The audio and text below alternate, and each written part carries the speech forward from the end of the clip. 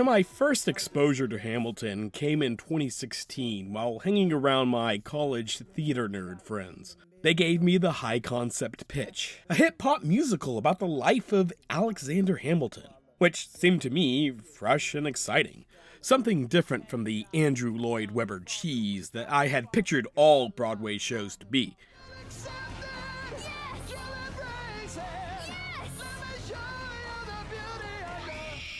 Then they played a track from the cast recording.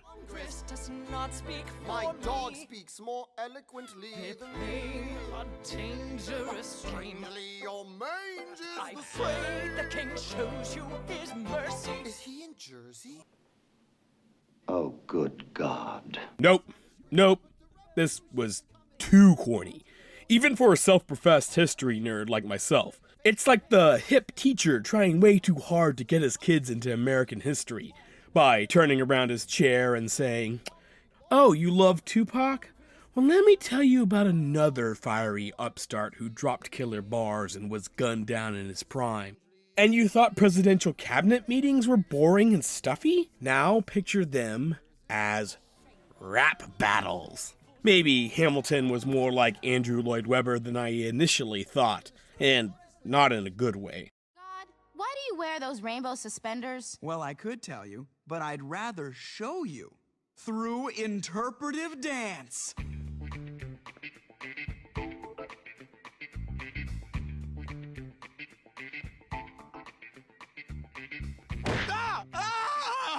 Crying baby, I'll take him out. Resolute that this was yet another Broadway phenomena that I just wouldn't get, I moved on.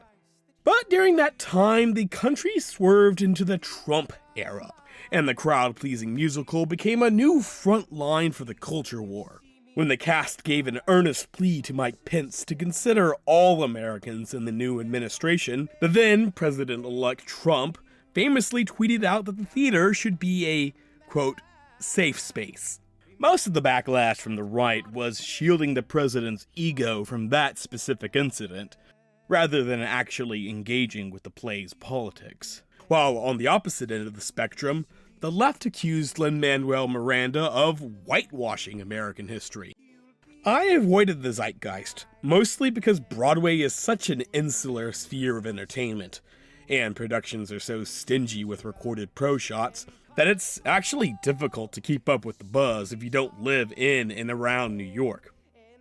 But then in 2018, my childhood hero released new music for the first time in 4 years, and We're outgunned, what? Outmanned, what? Outnumbered, outplanned. We gotta make an all-out stand. And yo, I'm gonna need a right-hand man. Hey! Hamilton, sir, he knows what to do in a trench. Ingenuitive, influence in French, I mean Hamilton. So you're gonna have to use him eventually. What's he gonna do on the bench? I mean Hamilton. No one has more resilience or matches my practical, tactical brilliance. Hamilton, you wanna fight for your land back? Hamilton, I need my right-hand man back. Hamilton, I'll get your right-hand man back. Hamilton. You know you gotta get your right-hand man back. Hamilton. I mean you gotta put some thought into the letter, but the sooner the better to get your right-hand man back. it can't be just Weird Al. Some of these lyrics actually slap? I mean, it still does that obnoxious Broadway thing where it slobbers all over the greatness of New York City, which Greatest city in the greatest city in the world. perhaps I misjudged the show based entirely on one song. And Moana was pretty good, so Lin Manuel Miranda definitely has some juice as a lyricist. The pandemic hastened the release of the Pro Shot, which only took 5 years to come out in 2020. Seriously, why is Broadway so averse to preserving performances and making their productions available to a wide audience? I didn't actually watch it until a year later, and okay, fine, I admit, it slaps.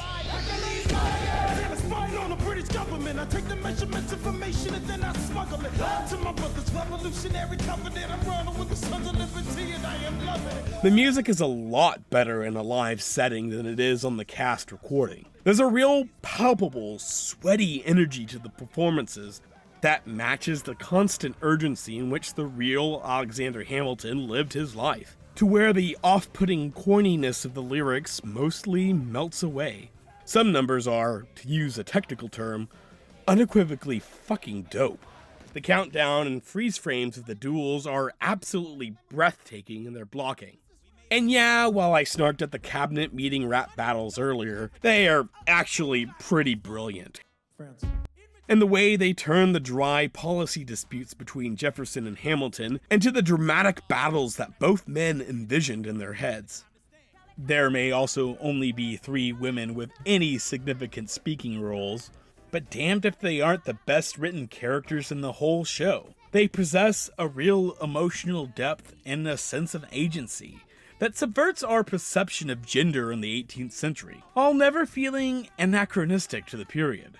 Even Hamilton's relationship with Maria Reynolds, who in the Chernow biography is weirdly treated as a master con artist, for whom Hamilton was seemingly helpless to resist. In the show, she is depicted a bit more even-handedly. The show puts the moral onus completely on Alexander. As it should. This is the 1700s. Sexual power dynamics were weighted even more heavily in favor of the man. While Reynolds is a woman whose means of escape is also the means of her own containment. Complex stuff for a character with only maybe 10 minutes of stage time. The cast is stacked with A-listers, mostly because they became bona fide stars off this very show. Leslie Odom Jr. does a masterful tightrope act of playing with total conviction, a man without conviction. Jonathan Groff as King George III, as a psychotic gay ex-boyfriend, is an inspired swing.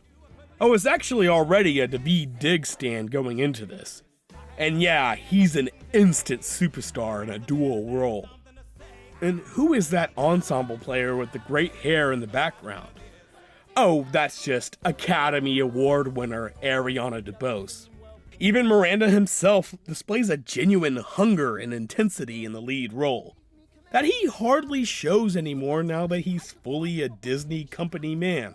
Yes, he is outshone by his supporting cast, but he holds firm as the emotional anchor that ties the show all together.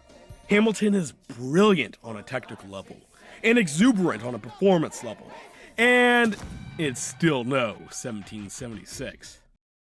My origin story with 1776 the musical is like a lot of other people who went through the American education system.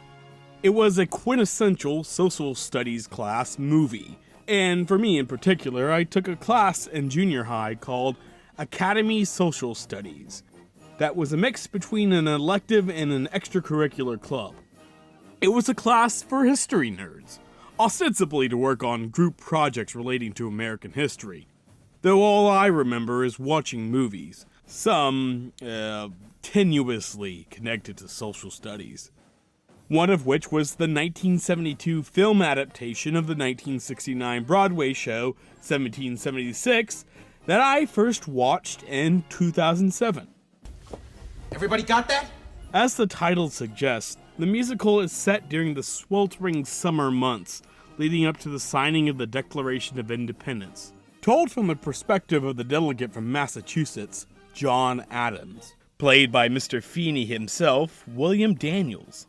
I think Adams and Hamilton are natural protagonists for the story about the nation's founding. Both are driven, fiercely outspoken, and intelligent men, who were respected by their peers, but also so obnoxious and disliked, they made a whole host of political enemies. Both musicals are about the protagonists coming to terms with the fact that their legacy is out of their control. The conceit being that Hamilton and Adams aren't remembered in the same vein as the S-tier founding fathers like Washington, Jefferson, and Franklin. Franklin smote the ground and out sprang George Washington, fully grown and on his horse. Franklin then electrified him with his miraculous lightning rod, and the 3 of them, Franklin, Washington, and the horse, conducted the entire revolution all by themselves. I like it. I don't quite 100% buy into that. After all, Hamilton is on the $10 bill, and I distinctly remember Adams's contributions being heavily emphasized in American history class. But whatever, we'll talk more about the dramatic license and historical accuracy of these shows later. Though I will say the advantage that 1776 has over Hamilton in that regard is that the smaller scope of its story means there's far less historical omission than if it were about the entirety of Adams's life.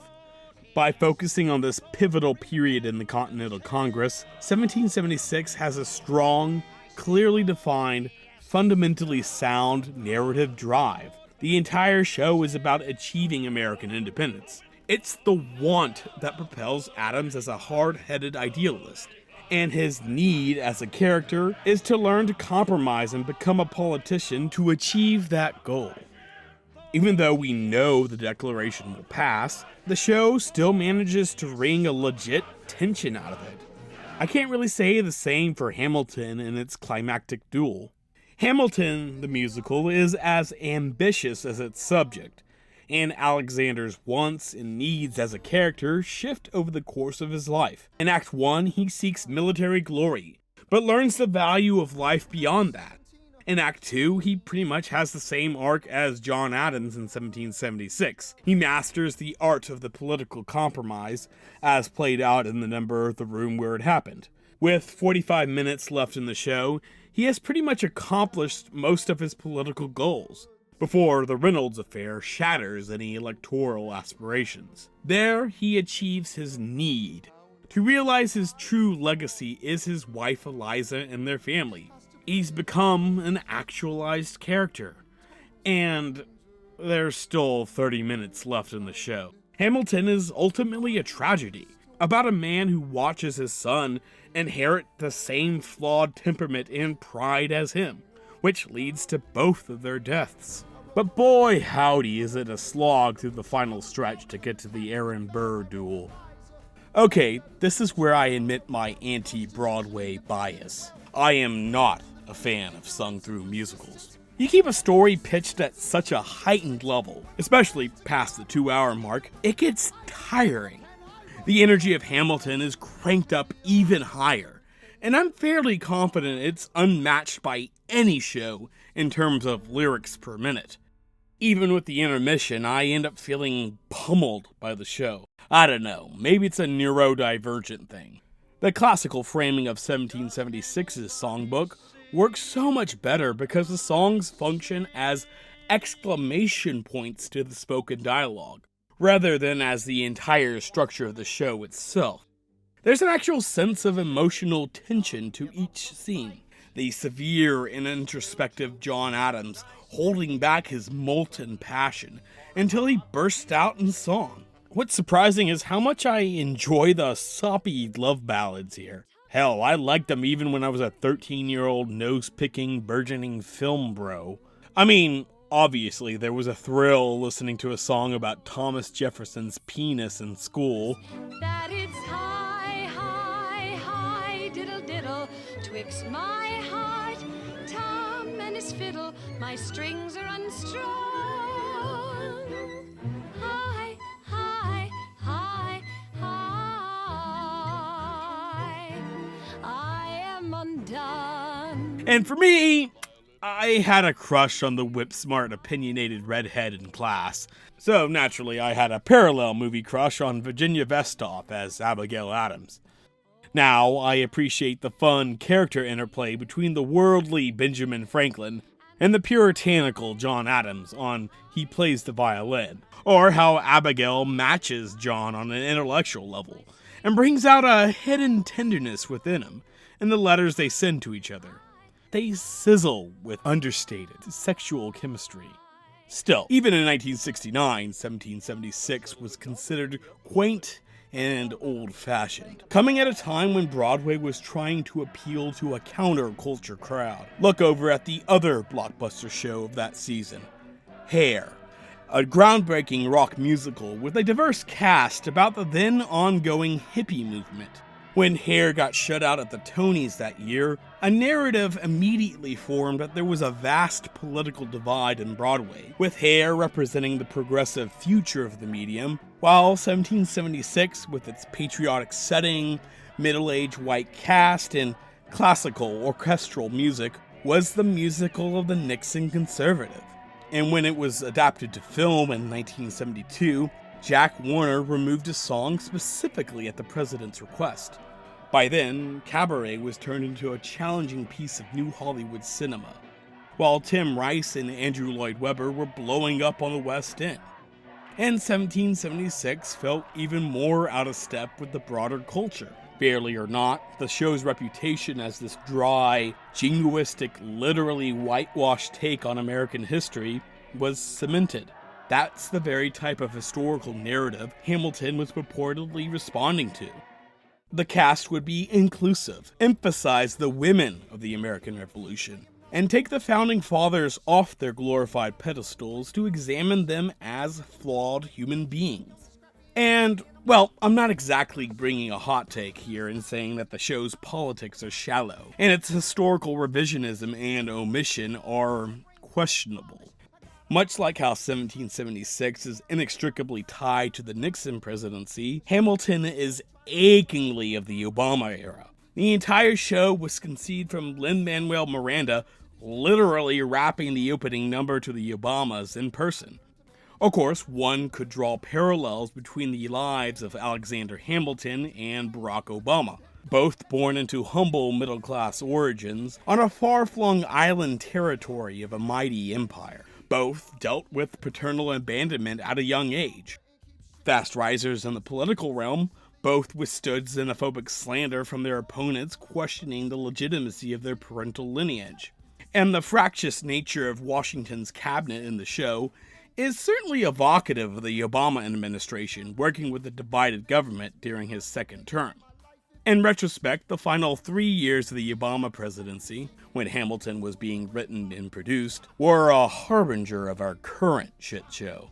The police killings of Michael Brown and Eric Garner, the administration's cowardly appeasement of Russia in Crimea. Imagine if instead Russia had engaged in true diplomacy and worked with Ukraine and the international community to ensure its interests were protected. That would be better for Ukraine, but also better for Russia and better for the world, which is why we continue to press for this crisis to be resolved. Let me see your whole palace or else. Or else what? Or else we will be very, very angry with you, and we will write you a letter telling you how angry we are. And of course, a certain reality TV star throwing his hat into the presidential nomination. But at the same time, the liberal establishment held on to the hope that through all that friction, their ideals would inevitably prevail. Hamilton is a reflection of that, a neoliberal victory lap.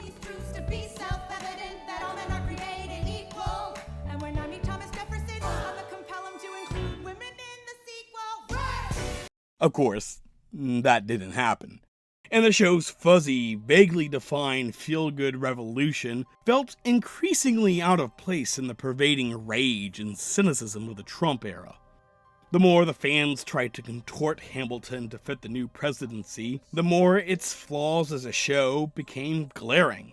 People were out in the streets, tying a direct line from contemporary police violence to the racial hierarchy directly written into the Constitution. Having Thomas Jefferson make a winking reference to Sally Heming, the 14-year-old slave he raped, feels a little... What time do you get off work? Never. However, the problem with Hamilton as a piece of historical revisionism is that Lin Manuel Miranda is far more engaged with the material as a literary narrative than as history. Like I said, Hamilton is the tragedy of a man brought down by his own stubborn sense of honor. And on that level, it's a great story. But when people speak of the Founding Fathers as flawed men, they're not talking about, Hamilton committing adultery or Jefferson being duplicitous and prideful. Those may be more relatable vices, but if you're going to engage with this setting, these men, and especially their politics, I think it's kind of necessary to at least acknowledge the central hypocrisy at both the core of the founders and the nation itself. This topic has been talked about to death, so let's get it out of the way. Despite being a vocal abolitionist, Alexander Hamilton married into a slave-owning family. and may have at one point owned or at the very least helped pay for a slave. While editing this video, I found recent research conducted in 2020 by Schuyler State Historic Site interpreter Jesse Sir Philippa that indicates Hamilton was much more active in the slave trade than his biographers had previously let on. I will include a PDF link of that paper in the description. The musical never mentions this at all. However, the show does flash Hamilton's abolitionist credentials, namely how he and John Lorenz, who also owned slaves, tried to raise a black militia with the promise of freedom after the war. He also throws shade at Thomas Jefferson, the plantation owner posturing as a populist. A civics lesson from a slaver. Hey neighbor, your debts are paid because you don't pay for labor. We plant seeds in the South, we create, you keep ranting. We know who's really doing the planting. Slavery in Hamilton is solely a Southern issue, one that Northerners like Hamilton could always hold the moral high ground on. Not only is this ahistorical, it undermines the musical's claim of being a subversive, more complex portrait of the Founding Fathers. In essence, it trades one whitewashed feel-good version of American history for another. Now, Miranda responded to this criticism by saying, I have 2.5 hours of your time in the theater, and our goal over the course of writing it was honor the impulse that made me think it was a musical, and so you have to pare away a lot. Just like Annette mentioned, Angelica was married when she met Alexander for the first time, but dramatically for me, it's more interesting if they're not. You know, that's my goal is as a storyteller. And defenders of the show will say that Hamilton is historical fantasy, hence the deliberate casting of women and people of color. But that's not how the show was marketed. It naturally became an educational tool, and while a good history teacher could flesh out the context of the plot, for most adults, this will be their primary perspective on America's founding, taking the show's living history at face value. The apologia from Hamilton's defenders holds even less water in the face of the right's increasing attempts to sanitize history education to their own ends. There really is no categorical difference between, say, depicting the slave-owning aristocratic Schuyler sisters as feminist girl bosses, and the framing of the philandering deists Franklin and Jefferson as paragons of Judeo-Christian virtue. Perhaps that's cynicism on my part. After all, this is Broadway, and you can't just stop an upbeat musical about the Founding Fathers with a dour number examining their complicity in the country's original sin of slavery. Right? Clink, clink. If there is a single antagonist in 1776, it's the South Carolina delegate Edward Rutledge. He is the spitting image of the landed Southern gentry, his facade of mannered sophistication barely hiding the banal cruelty on which his wealth was built upon. He whips a united front among the Southern delegates, which comes to a head over language in the Declaration of Independence referring to slaves. Molasses to Rum isn't my favorite song from 1776. Part of that is that John Callum's thunderous reach-the-back-row voice comes off overwrought in the medium of film. And rum! Then it's off with the rum and the Bibles. Take on the slaves, clink, clink. Then Something that's untranslatable off stage. But the lyrics slice through the evil that lies at the heart of America's founding, in a way that makes Hamilton's pussyfooting around the issue seem downright cowardly in comparison. As your history teacher would eagerly remind you, slaves are shipped from Africa to the Caribbean and the American South, where they harvest crops like sugar, cotton, and tobacco. Those raw materials are refined and processed in the North into rum, textiles, and even the very ships in which the slaves are crammed into, the produced goods shipped back over the Atlantic. Thus, slavery is not just a peculiar institution of the South, but rather endemic to the entirety of the colonial economy. and every single delegate, from New York down to Georgia, is morally complicit in perpetuating it. It's the ultimate mask-off song, as Rutledge sheds his gentlemanly facade to perform a grotesque mock slave auction, imitating the cries of the subjugated in their native West African languages.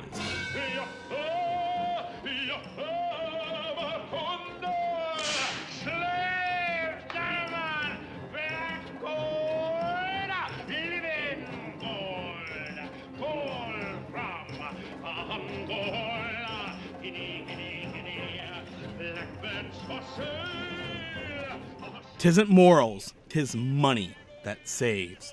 He chides the northern delegates, their financial interest driving the slave master's whip.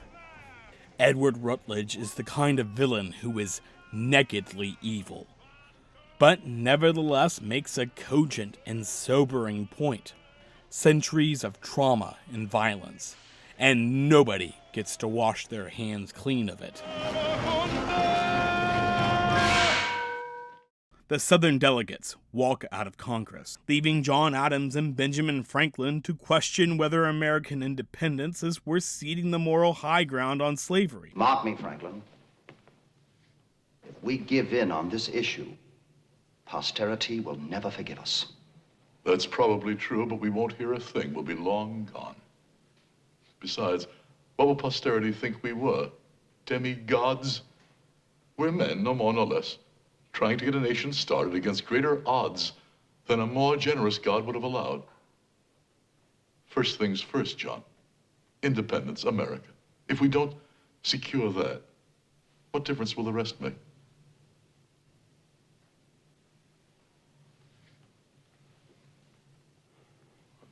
Jefferson, say something. What else is there to do? Well, man, you're the one that wrote it.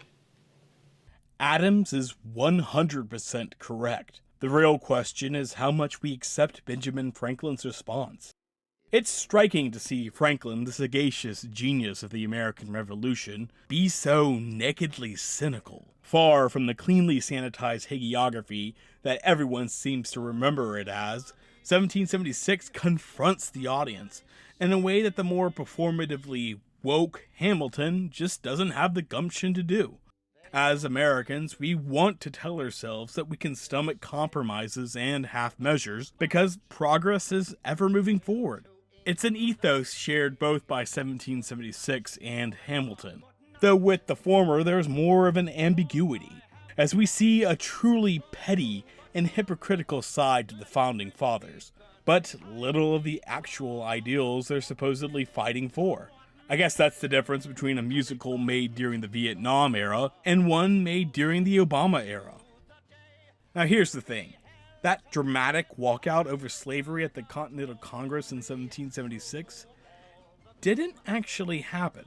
The clause was actually removed after independence was voted on July the 2nd, and the decision apparently had support from both Southern and Northern delegates. In fact, there is a long list of historical inaccuracies and omissions in 1776, probably just as long as you'd find for Hamilton. To be clear, I'm not gonna go over them. This isn't that type of video. But unlike Hamilton, 1776's approach to dramatic license preserves the spirit of who these men truly are. It doesn't have to put on a hip modern affect to make the founders and their conflicts compelling. Outside of Jefferson and Adams, the musical doesn't even try to make any of them relatable. Hell, my personal favorite number is all about how Congress is a bunch of rich, spineless, out-of-touch conservative assholes who only move on political issues whenever it benefits their self-interest. They dance a minuet, ever to the right, but never to the left, which technically is another historical inaccuracy, as the conception of a political right and left wasn't a thing until the French Revolution.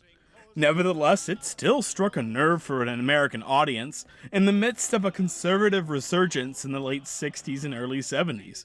Remember when I said that Richard Nixon demanded the removal of a song for the film adaptation? Yeah, he hated cool, considerate men. Luckily for us, the number was restored for all modern home releases, and yeah, it slaps harder than it has any right to. It plainly lays out that the founders were men of property, whose inherent distrust of the rabble is baked into the very Constitution. Remember, in the document's original form, the only direct say voters had on the federal government was the House of Representatives. Senators were chosen by state houses, and the Electoral College, by Alexander Hamilton's own admission, was a safeguard against the masses picking an unqualified, morally dubious candidate. Good job. That cynical sense of class angst forms a striking contrast to the aspirational tale of upward mobility that is Hamilton. But don't forget that most men with nothing would rather protect the possibility of becoming rich than face the reality of being poor. Okay, I've ragged on Hamilton's upbeat neoliberal revisionism a lot here. So I do want to give credit to the show's casting of Black and Latino actors. There were a lot of people who have otherwise been excluded who felt a deeper connection to American history and the history of our government because of the show. That in turn has encouraged greater civic participation. That's great. And having people of color play slave owners isn't necessarily a contradiction. You know, while American slavery was indeed a system of white supremacy, it wasn't unheard of for Latino, indigenous, and yes, even black people to own slaves. Prodding at that ugly truth in good faith is a good way to open up discussion about the complexity of history. To quote historian Dr. Annette Gordon-Reed, history's not just a happy story. It's not full of people that we all want to pal around with. And that really sums up the difference in philosophy between 1776 and Hamilton. Both shows are fixated on legacy. Who gets to write the stories of these men, and how do we properly honor them? And you know, trying to squeeze the arc of their lives into some sort of prefab modern-day mold does a disservice to their legacy. I suppose you could say the same thing about 1776 having John Adams sing show tunes. But otherwise the show doesn't have an affect. They speak, they jab, they joke as a colonial would in the 1770s, oftentimes directly lifted from their own letters. The show trusts the audience to grapple with the contradictions of the Founding Fathers on their terms. As Dr. Gordon-Reed said, I don't know that it's necessary to reconcile. It's the nature of life that has good things and bad things, and people have good things and bad things, and you balance it out. It's full of people who had mixed motives, who were weak in ways and who were strong in ways. And that's the purpose of writing history books, is to try to bring that balance out. An act of historical reclamation requires a full acknowledgement of that balance. And in the case of the American Revolution, it's the brave declaration of Enlightenment values by men who constantly betrayed those values in their everyday lives. I don't think Miranda anticipated just how much more scrutiny we would be giving the Founding Fathers in the following years. And the show itself is kind of stuck in a bygone era that's getting further and further away. In a Zoom roundtable, director Thomas Kail and Leslie Odom Jr. said that Hamilton was precisely of the moment in 2015, and the criticism it received was part of a welcome dialogue. To be honest, for all my gripes about the social media discourse, I think the discussion has been a net positive. If I have anything to add to that conversation, it's that while Hamilton is a damn fine piece of entertainment, 1776 still clears. That show ends on a gut punch of a letter from George Washington. It describes the dire condition of the Continental Army, awaiting an overwhelming British force in Manhattan, a battle dramatized in Hamilton as the song Right Hand Man. However, this Washington is not a forceful father figure, but a frightened parent, burdened by the young lives that will be taken under his watch. And I begin to notice that many of us are lads under 15, and old men, none of whom could truly be called soldiers. As I write these words, the enemy is plainly in sight beyond the river. How it will end, only Providence can direct. But, dear God, what brave men I shall lose before this business ends. The lives that Congress bears equal responsibility for. The lives that uphold the words and ideas of the Declaration of Independence. The Liberty Bell ominously tolls as each man signs their death sentence in the event of the revolution failing, their lot now thrown in with the soldiers under Washington's command. But we know how this story ends. For us, the bell is time marching forward, the brilliance and failings of these men rippling out to our present.